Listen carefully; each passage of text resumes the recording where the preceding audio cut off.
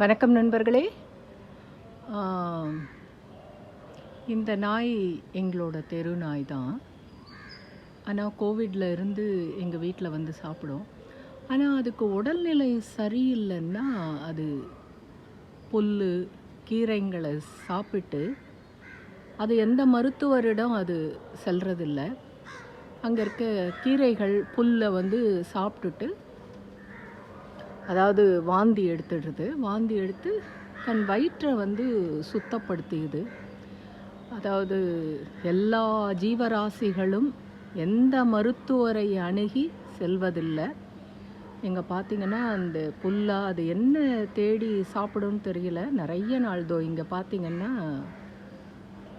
இது பண்ணுறது. எல்லா ஜீவராசிகளும் தனக்கான வந்து மருத்துவத்தை அதுவே தேடி சாப்பிடுது. வணக்கம்.